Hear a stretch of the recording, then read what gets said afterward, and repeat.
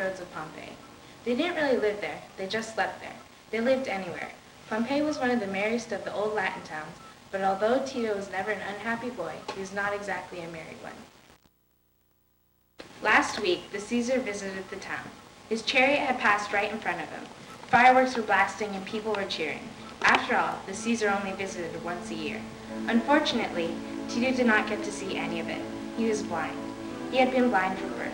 He was known to everyone in the poorer quarters, but no one could tell where he came from.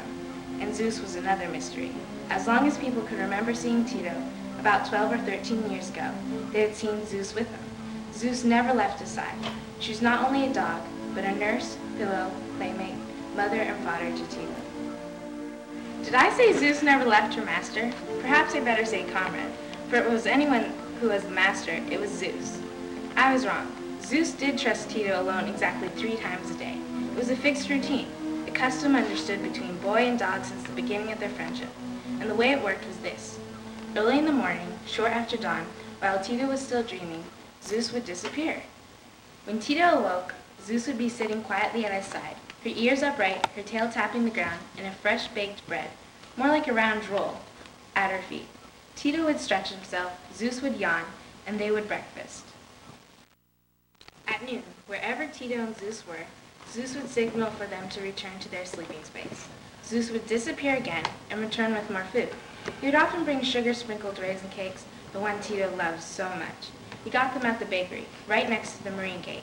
The same thing happened at supper time, except it was harder to snatch food because more people were out in the streets. Besides, a hefty supper made Tito restless and Zeus stodgy, and it was the business of the dog to sleep lightly with one ear open and muscles ready for action. But whether there was much or little, hot or cold, fresh or dry, food was always there. There was plenty of everything in Pompeii, if you knew where to find it, and if you had a dog like Zeus. Hey, you guys want to go play footsteps? Oh, maybe at the beach. Yeah. Hope that blind kid doesn't show up. I know. That would be a pity. As I said before, Tito was not the merriest boy in Pompeii. He could not play games with the other children, games like hare and hounds, and I spy, and ball against the building, and follow your master, and footsteps. All of the children teased Tito about being blind. Can I play? You couldn't possibly play footsteps with us. You wouldn't be able to see where the footsteps were. Go play fetch with your dog. Yeah, what he says. That is, all of the children teased Tito except one, named Flavia. Oh, shut up, you blockheads. I'm sorry about this. My name is Flavia, and I'll play a game with you if you like. You're the blockhead. We don't need them. Let's play footsteps. Yeah, footsteps. Woo!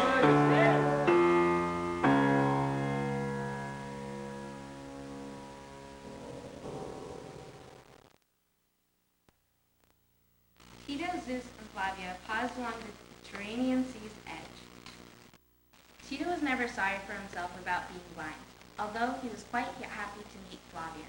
At last he had a human friend. But Tito could smell and hear things that everyone else, including Flavia, never even noticed. Tito recalled walking towards the shore, passing by the great chef, Mr. Panza, and the cuisine was simmering.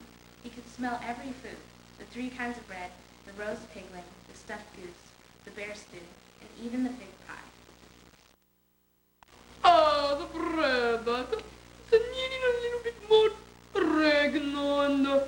You've got to care for the bread and love if you want it all the flavor. Oh, more. Can you bake it in this beautiful oven? I'd like to thank you for standing up for me today. It's not my fault that I'm blind.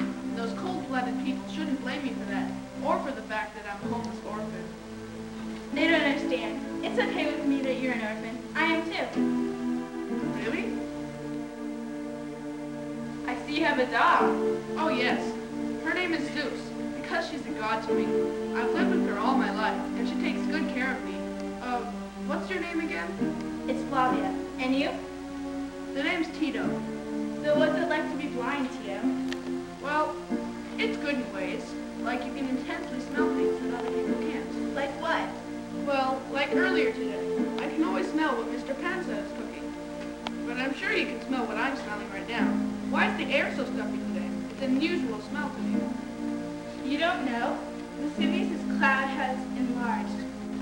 we are in great danger, but people on the street think otherwise.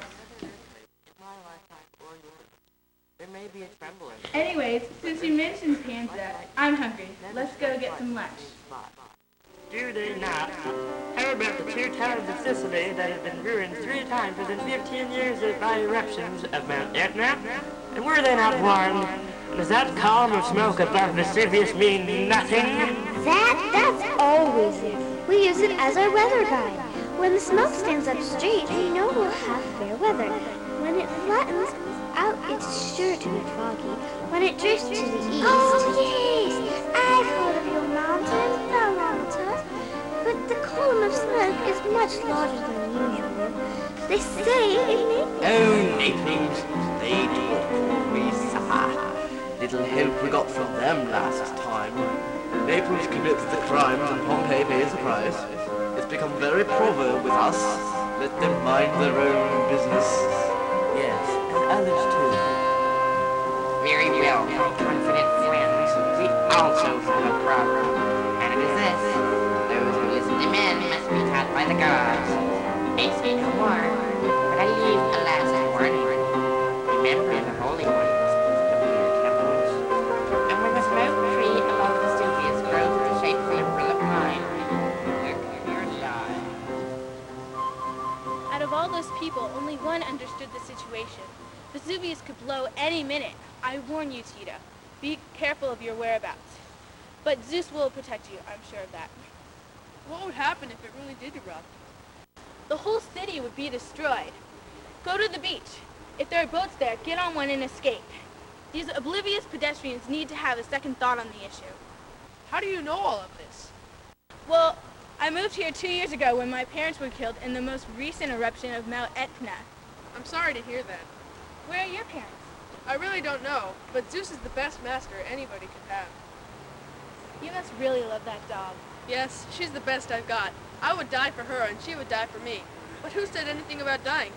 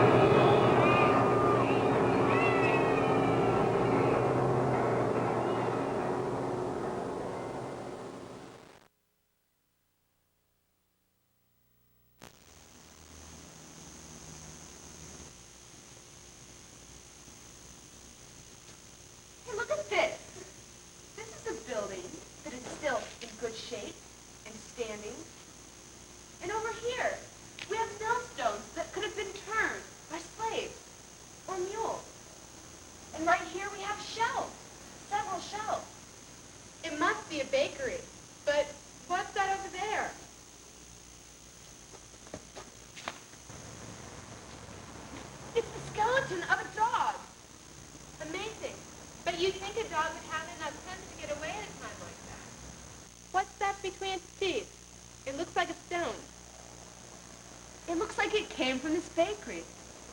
It's an aged cake. And if those pebbles aren't raisins, it's a raisin cake. But what would a dog want with a raisin cake at this moment? I wonder.